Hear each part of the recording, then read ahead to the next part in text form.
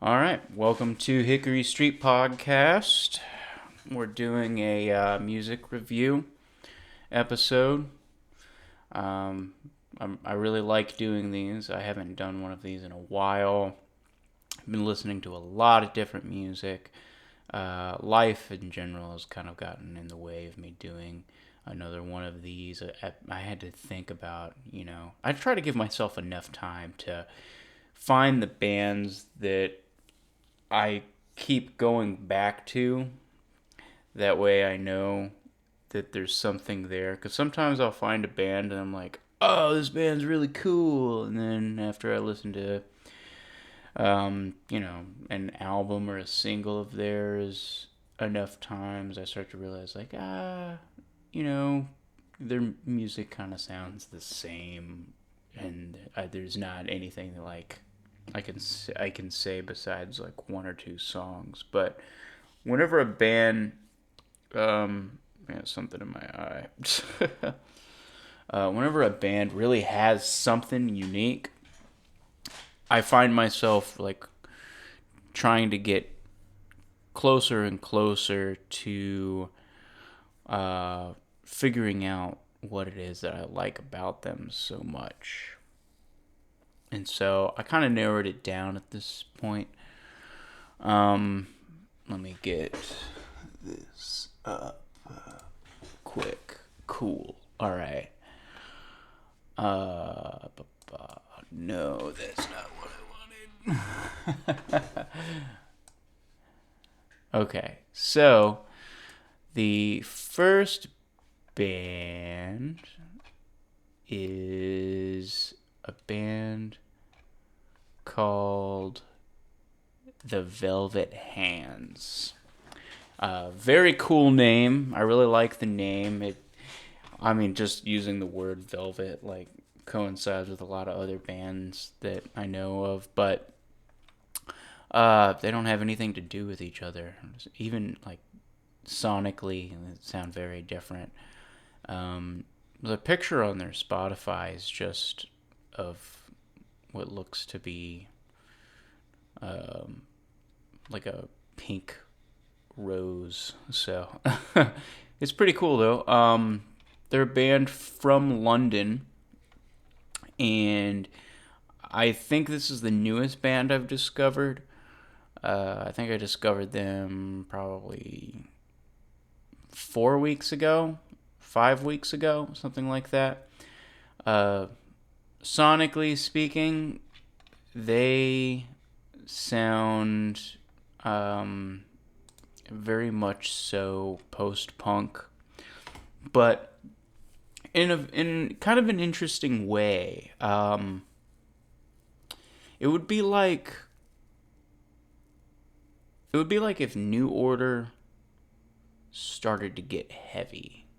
That's the only way I can kind of describe their sound. They have some very pop elements to their sound, but they you can tell that they've got a little bit of a rock edge to them. Like, it wouldn't surprise me to find out if the guys in this band played in rock bands and then kind of morphed into the more post-punk style that's a little more dancey feeling, that's not as like so abrasive. In a lot of ways they kind of remind me um oh man, what's the name of that band? It's escaping me right now. The Hives. Yeah, they kind of remind me of the Hives in a lot of ways, but they're different in a lot of ways too, which is probably why I find them to be fairly unique. But their album Sucker Punch just came out on February 3rd, so it's still very new. But it was Spotify threw this album at me one day, and I was just blown away. I think their most popular song, and it was the first song I heard from them, um, and is arguably the best song on the album. After listening to the album so many times now, though, I think I have a personal favorite that I would encourage people to take a deeper look at. But the name of the song is called "Holiday in My Head," from this album Sucker Punch, and the first song on the album is pretty good. It's called 40 Up, 40 Up, 40 Down. But the song that really kind of like grabbed my attention long term as far as the album goes is probably the song Sucker Punch, this, the name of the album, or Devil's Tale, which is the last song on the album. There's something about the last song, Devil's Tale, where like the album kind of like it goes up and down in waves, where it starts off kind of energetic, and then it gets a little more, I don't know, laid back is what you would say, and then near the end it starts to pick up again. And Devil's Tale is like, it's a very peculiar song, and for an end of an album too, it's kind of strange to set it there, um, but in a good way, because I'm very like, because I just being a musician, I think constantly, whenever I release albums, just like the order of the songs and the overall feel. I think about that fairly intently, and Devil's Tale, in my opinion, seems like a song that would actually work really well in the middle of the album rather than the end. But it's just a personal thing that I noticed. So the Velvet Hands, they're from London, UK. So they are a UK band. You can kind of tell a little bit, and it's like they got a little bit of an accent thing going on. But what I do find funny is that a lot of American post-punk bands, they they have like fake British accents with their singing style. It's kind of funny. I always kind of laugh like whenever I find a band, I'm like, oh, is this band from the UK or something? And I look it up, and they're like, oh, they're a California band, or they're like from Nashville or something. Um, but, anyways, Velvet Hands, check them out. The next band slash album. Excuse me. Oh my gosh. How improper of me. It's called Yacht Club. YOT Club.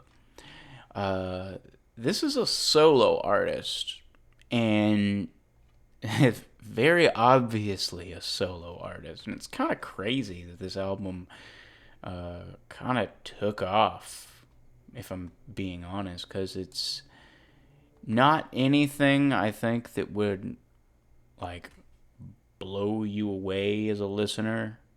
And I mean, like, even the album artwork is very minimalistic. I could imagine that this guy probably just drew it himself.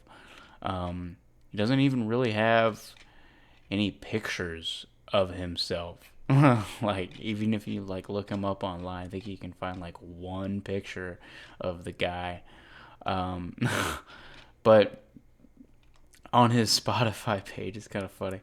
The bio, it just says "trying to sleep." That made me laugh so much, especially after listening to the album, because I was listening to this and I was like, "Oh, this is pretty cool." This is like Matt DeMarco kind of, chill vibes kind of music. And then I scroll down and it says "trying to sleep." I love it whenever bands do that, where they just like, they don't care, and they don't really like have any kind of, uh, you know, big write-up or anything, which is kind of funny because our band does. We do have a big, long write-up, and I had a good friend of mine take some time to write up a bio for us and such. But anyways, Yacht Club, like I said, they're kind of a chill vibes, like Mac DeMarco, home shake style of music. But he's got something kind of unique, and I do really like the lyrics. The lyrics are like his play on words is pretty good, and it has a lot of listeners. I try not to really pay attention to that too much whenever I'm doing music reviews, just because if I like the music, I don't really care how many people also like it. It doesn't necessarily make that much of a difference to me. But yeah, some of these songs have like millions and millions of listens. The song "Down Bad" from this album, "Off the Grid," has like 6 million listens. But I think the first song I heard from this band was actually the first song on the album, "You Don't Know Me." Very catchy, very cool.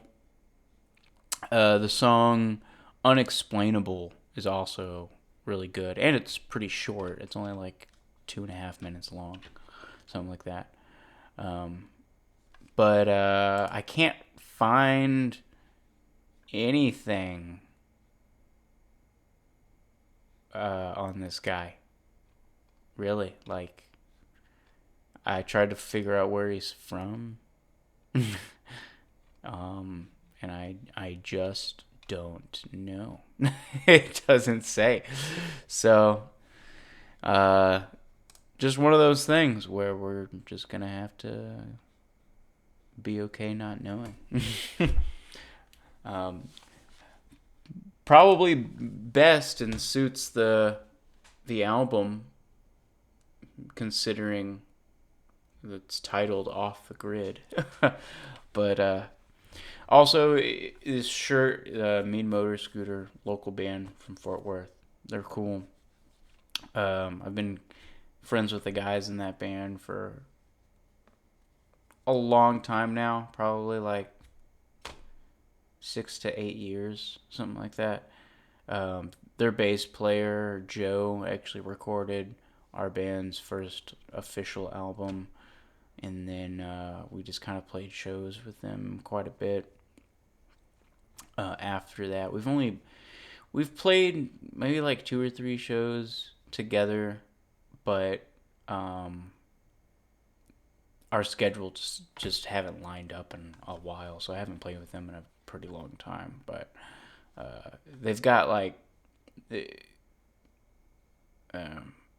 they've got heavy, like so the guitar player Sam, me and him had a long conversation about Ty Segall, and so he's a huge Ty Segall fan, and the music is very remnant of that.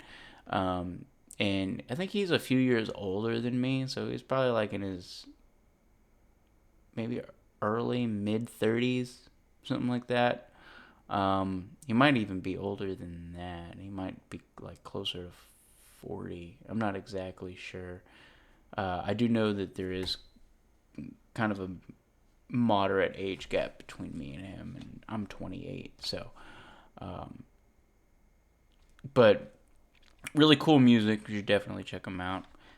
That's not part of the music review. I just hyping up my friends. So, Yacht Club, Off the Grid, good album, good band, solo artist, however you want to look at it.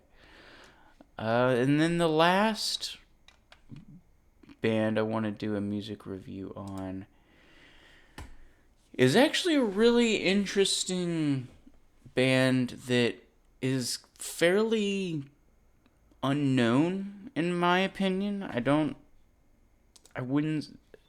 I mean, I wouldn't say they're very. They were very popular. I think that they had. I think they caught a really good wave at the time that this came out, because this album, Learn and Burn, came out in 2010, and stylistically, their music is. Um, it's like folk, psych, classic rock sounding. Uh, but they're really interesting, and the way I discovered them is pretty cool too.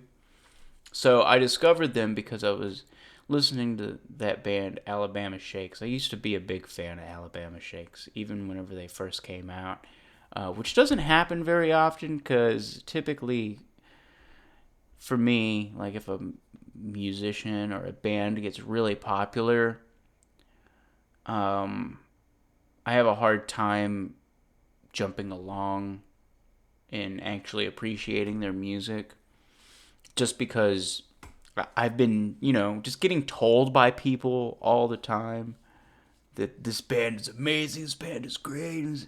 I mean, and then they don't exist a year later, or they put out a second record that flops, it doesn't do anything. It's really disappointing.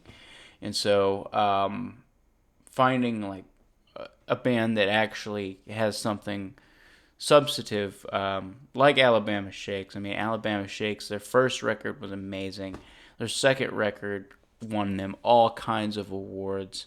And then unfortunately, they kind of deteriorated and fizzled out. And I think Brittany, the lead singer, I think now she does her own thing. But this album, Learn and Burn, came out in 2010. And if you understand when Alabama Shakes got popular, because I was listening to Alabama Shakes whenever Spotify threw this at me, and I was like, oh, never heard of these guys. And then I saw how old the album was, and I realized, oh, they kind of came from the same time. And for whatever reason, Alabama Shakes just kind of, they got more attention, and they had a more appealing element and versatileness, just more room to grow, so to speak, with their music. And this band is actually doing things on this album that Alabama Shakes ended up doing on their second album, as far as the psych element goes. And it really jumped out at me because this album is so interesting. It has so many changes, and the songs go right into each other. It's just really cool. But what's crazy is that I was listening to this band thinking that they were from the South. I was thinking they were from Mississippi, or maybe even Alabama, or South Carolina or something. But they're from Canada. They're not even a US band. They're literally from, I can't even say the word, Saskatoon, Canada. And they're just they're classified on Wikipedia as Southern and blues rock, but they're still a band.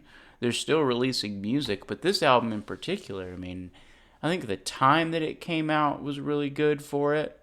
And for whatever reason, I don't think it got near as much attention in America, at least. Because I've never heard anybody talk about this band to me before, and I feel like I'm in a lot of music circles and have a lot of music friends that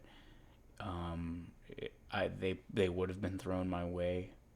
It would be kind of hard for me to miss something like this if they were, catching a good wave of popularity. But their songs have a lot of listens.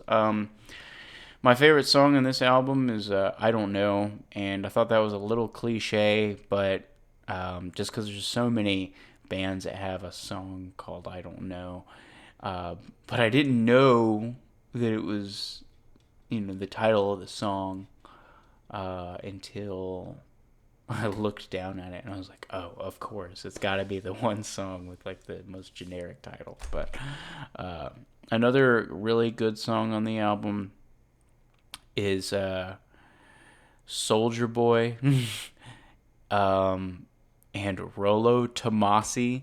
I don't know what, like, this album is kind of all over the place. Like the song Rolo Tomasi. I don't know if you know who he is, but he's like kind of in the red pill community.